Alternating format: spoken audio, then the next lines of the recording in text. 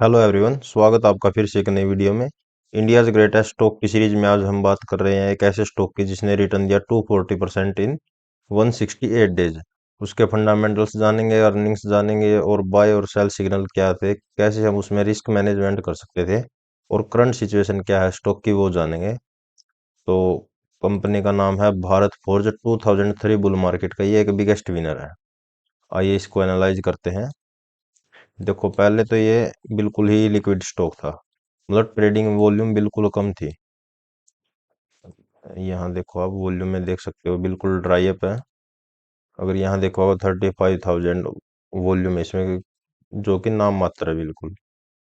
तो यहाँ हमारे ये स्कैन में भी नहीं आएगा और इसको कोई ज़रूरत भी नहीं है इसको देखने की यहाँ तक। तो ये यहाँ पर वॉल्यूम आने लगी स्टॉक में और वॉल्यूम हुई ग्रो। तो अभी स्टॉक है जो वो अप है और मार्केट डाउन है। साइन ऑफ रिलेटिव स्ट्रेंथ लिखो। अभी ये बिल्कुल चौपी स्टॉक है। चौपी बोले तो ऐसे अप डाउन, कोई क्लीन ट्रेंड नहीं है। तो यहाँ इसने गैप अप दिया 16% ऑन। इतनी वॉल्यूम नहीं है, लेकिन इससे पहले यहाँ वॉल्यूम थी 3 मिलियन, 4.23 मिलियन, 2 मिलियन, 2 मिलियन। तो यहाँ हमको इससे पता लगता है कि यहाँ कोई ना कोई तो एक्यूमुलेशन है और बाइंग हो रही है बार बार बार। तो मार्केट अगेन डाउन है और स्टॉक अब साइन ऑफ रिलेटिव स्ट्रेंथ। अभी हम इसको यहाँ बाय नहीं कर सकते बिल्कुल भी।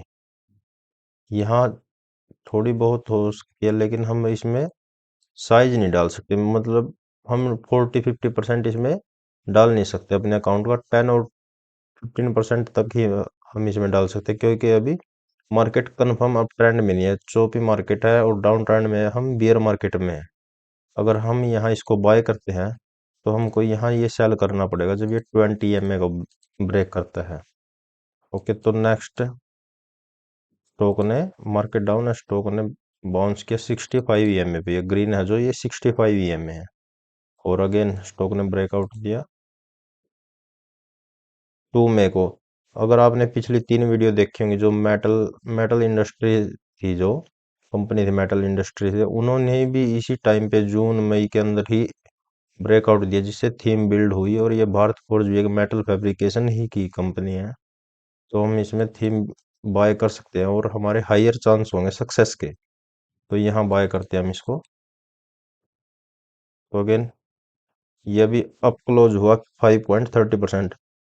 नो मैटर बट आप इसको बिल्कुल, अगर हम यहाँ बाय करते हैं इसको, तो अगर ये 5% क्लोज हुआ तो हम इसको ब्रेक इवन ट्रेड कर सकते हैं बिल्कुल। स्टॉप लॉस हम ब्रेक इवन रखेंगे, जहां हमने खरीदा है वही हम इसका स्टॉप लॉस रखेंगे।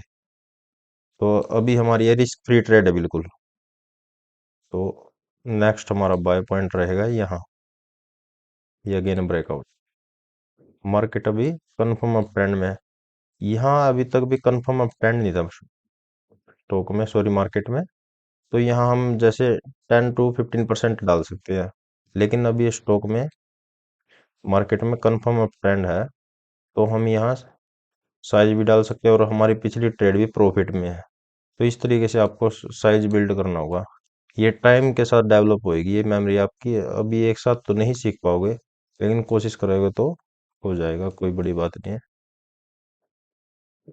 अगेन सेम कॉन्सेप्ट है, मार्केट डाउन है, स्टॉक बाउंस ऑन 65 EMA। अगर मार्केट डाउन है और stock building higher low means in up trend, तो या तो हमारा स्टॉक बाउंस हो किसी भी की मूविंग एवरेज पे, जैसे रेड है 10 EMA, 20 EMA ब्लू हो गई, और ये ग्रीन 65 EMA, और येलो है जो 200 EMA एक्सपोनेंशियल मूविंग एवरेज। तो या तो किसी मूविंग एवरेज पे बाउंस हो या बेस बनाए, तो ये रिलेटिव स्ट्रेंथ का साइन है। ओके, तो ये ब्रेकआउट हो गया इसके। अगर हम इसको 65 EMA, अगर आप बिल्कुल ही मतलब जानते हो कैसे बाउंस को बाय करें, तो आप यहाँ EMA पर बाउंस को बाय कर सकते हो। हम सेल इसको यहाँ करेंगे जब ये 65 EMA के नीचे क्लोज हुआ, क्योंकि मार्केट भी अभी देखो डाउन में है, तो बेटर रहेगा हम मार्केट के साथ फॉलो करें। अगर देखो इंडेक्स है निफ्टी 50 का, ये चार्ट नीचे देखो, 75% of the stock follow market direction. अगर मार्केट डाउन है तो 75% स्टॉक डाउन मिलेंगे आपको, और मार्केट अप है तो 75% स्टॉक आप अप मिलेंगे। तो इस तरीके से आप कर सकते हो। अगर देखो ये अब ट्रेंड में वॉल्यूम भी हाई है, lots of green bars. Okay, तो अगर अभी इसने रिटर्न दिया 240% इन 168 डेज, तो क्या रीजन था इसके पीछे 240% ग्रो होने का? तो इसके फंडामेंटल्स जानते हैं, डायरेक्ट चलते हैं डाटाबेस पर, और ये रहा भारत फोर्ज का डाटाबेस। अब इसकी अर्निंग्स देखो, ये गैप अप हुआ था। अब ये जब मार्केट डाउन थी तो स्टॉक अप ट्रेंड में था, लेकिन था थोड़ा चौपी, लेकिन ये रिलेटिव स्ट्रेंथ का साइन तो था ही। अभी जून और टू क्वार्टर में नेट प्रॉफिट हुआ 123 मिलियन का, और जून ओ वन में इसका प्रॉफिट था 40 मिलियन का। मतलब कंपनी ने ग्रो किया, नेट प्रॉफिट ग्रो हो रहा है day by day, sorry quarter on quarter.